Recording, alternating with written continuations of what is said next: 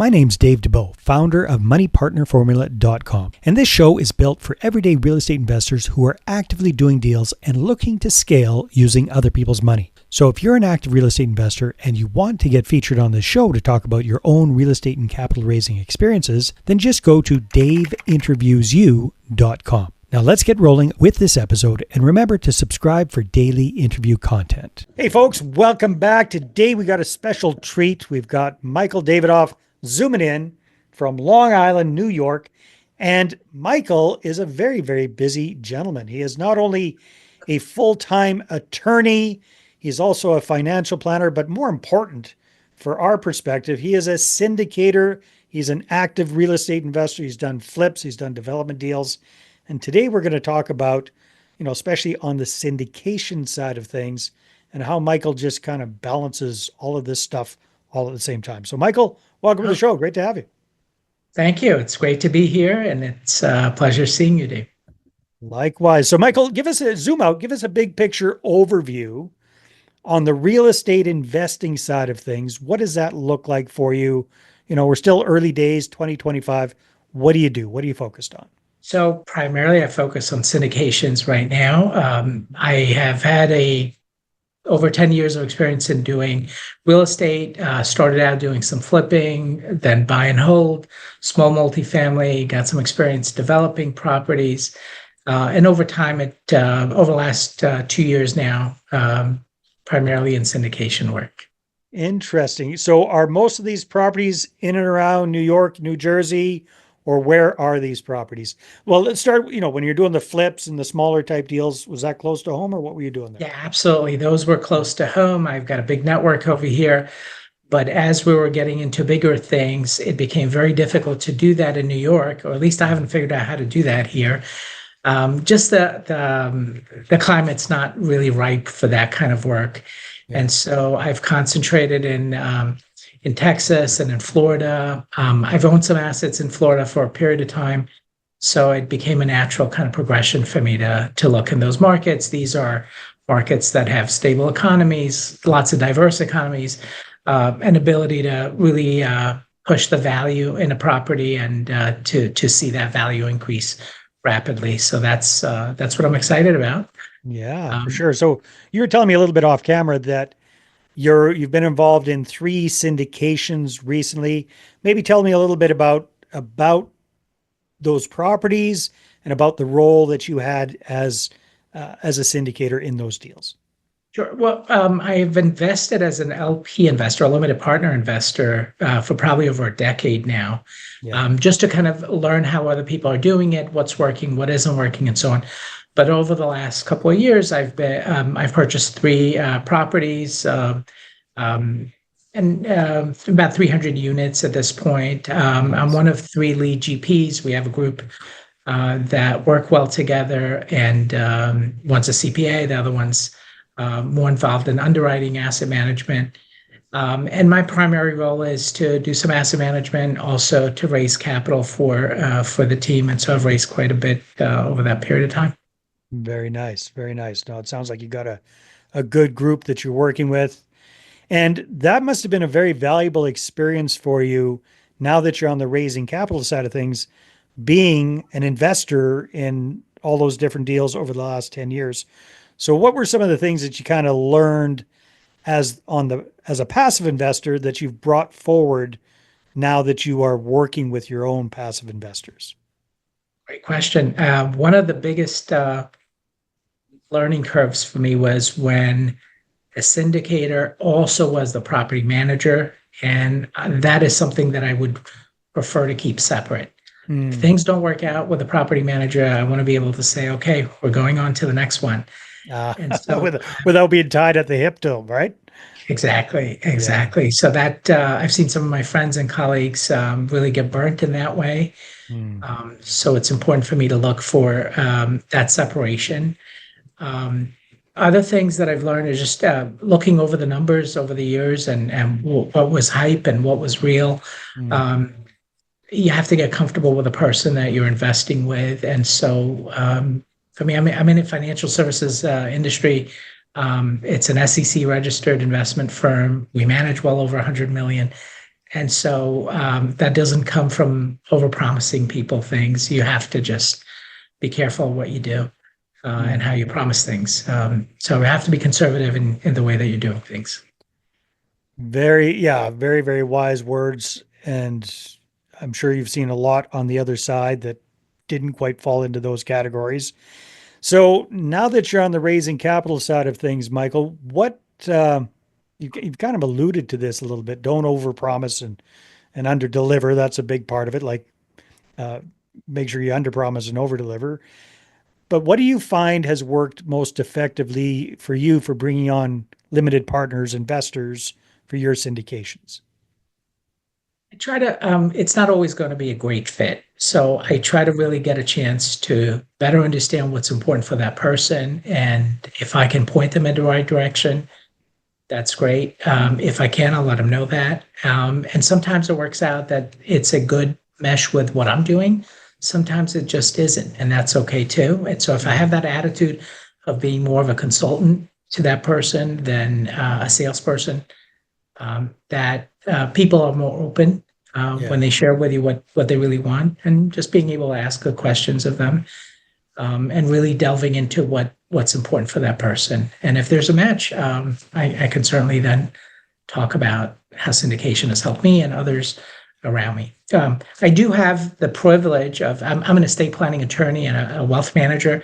So I've had the privilege over the last 20 years of sitting down with lots and lots of clients, typically when they've accumulated a number of assets. And there's some patterns that fall in there. You see a lot of people that have real estate over and over, that's the biggest part of their net worth. And you begin to ask questions and, how did you do this? What did you do? And that's how you learn that real estate is really a big driver of net worth and wealth. Was that And kind as of what I initially kind of lit the light bulb for you in the first place? Yeah, I think so. Yeah. Probably about it's around 2012. I'm a dad of four kids, and so it's around 2012, I thought, I've got to figure out how to make sure that money is coming in, even if I'm not able to work one day, or I make a professional person's income in my job, but if I don't go to work, just like a surgeon, if they're not working and doing surgery, they're not going to get paid. Right.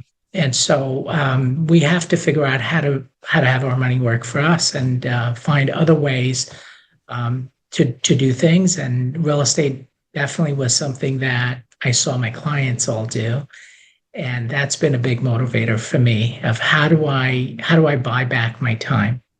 And for a lot of my clients, that really resonates with them because they're also professionals um, and other people are looking to buy back their time. So how can their money work more effectively for them? And real estate on a risk-adjusted returns seems like a good place. Exactly. No. So what would you say have been some of the biggest challenges shifting from passive limited partner now that you're a very active general partner in these syndications? What would have been some of the biggest light bulb moments for you making that transition? I'm a slow starter, Yeah. so it took me a long time to get to take the first step, and I always want to have somebody else who's driving first, learn from them, learn from other people's mistakes instead of learning on my own. And so once I felt comfortable with that, I got into it, and now it's to the point where very comfortable doing two, three, four deals a year that are 100 units or more. And so I've got the capacity to do that. I have the ability to raise the capital to do it. All of the things that I think we need, and we have a good team to be able to accomplish that. Yeah. So it's a matter of getting everything in place. You're a very conservative kind of person. You wanted to make sure that you had a great team that you were working with before you Yeah. jumped in. Plus, you really wanted to have that experience as a limited partner so that you could build on that, knowing how to treat your investors better as well. So at the same time. Yeah. It Yeah. it's always helpful to learn from other people and how they do things, and I always prefer to do that than to learn with big money of my own. And Understood. No, that makes a lot of yeah, sense. Awesome, Michael. Well, no, it's It's really impressive what you've done. You said you're kind of a slow starter, but now that you've got started, it looks like you guys are really set to pick up some steam. So what are your goals over the next year or so with the business? We are hoping to purchase another 3 or 4 properties in the Texas and Florida markets. We have some good asset management in place and good property managers in those locations. So we'd like to build in the same markets. So we have assets in the Dallas-Fort Worth area, in Houston, Texas, and in the Tampa Bay area. Very nice. Those are the areas that we're focused on. We keep underwriting lots and lots of deals. A few of them pencil out. That's where we're making offers, looking for new things to purchase, and making lots of connections in So did you business. mention that you're focusing a lot on value add type properties? Is that what you're Yeah, looking some at? of them are Yeah. value add. We're trying to get better properties as we go. For me, it's a long term type of a hold, and I'm repositioning a lot of my smaller properties here in New York that I'm selling, and maybe have some capital from that, and we're utilizing a 1031 exchange Mhm. in conjunction with the syndication. So we're partners in that way. And that, by the way, has helped me also raise a lot of capital, because when people see that I'm invested so heavily into it, we've raised capital in a matter of 2 weeks for a deal. Didn't need much time to do that. Yeah, if they Um, see that you're putting your own money where your mouth yeah, is. and Yeah. on occasion, I've had deals where I've put a significant amount of capital. My partners have as well, and so we're looking not necessarily to do lots and lots of deals. We're looking to make effective deals that are going to give us a nice return on that investment, and give our investors a good return. And so we want to be more focused on having more in involvement in a smaller amount of deals. Yeah. But I think we're at the point where our cadence is we could probably handle a good 3 new deals, 4 new deals a year. In terms of law practice and financial, we're a team of 15. There's lots of other people that are helping us with all kinds of Yeah. things. And so learning how to Oh, that's leverage other people. yeah, no, it sounds like you've got that dialed in. So awesome, Michael. So if people are listening to this and they'd like to connect with you, if you could only send them one place, what would be the best place for them to go to find out all things Probably Michael? through LinkedIn. I'm on there, Michael Davidov, Davidov. They can find me, Davidov Law Group, Davidov Properties. Awesome. Well, Michael, thank you very much for being on the show. This has been great. My pleasure. Good to see you. All right, everybody, take care, and we will see you on the next episode. Hey there, I really hope you enjoyed that episode. And as always, if you want to listen to more daily interview content, make sure you subscribe. And if you're an active real estate investor and you're doing deals and you'd like to get featured on this show, then just head over to daveinterviewyou.com. Now, at moneypartnerformula.com, we help real estate investors to create a process for predictably getting capital so they can do more deals without relying on hard money lenders or the banks. We do this by building them a private capital marketing system. Now, if you want help turning yourself into a big money capital attraction machine, then book a call with our team to see how we can help. Just visit moneypartnerformula.com to find out more. All right, take care, and we'll see you on the next interview.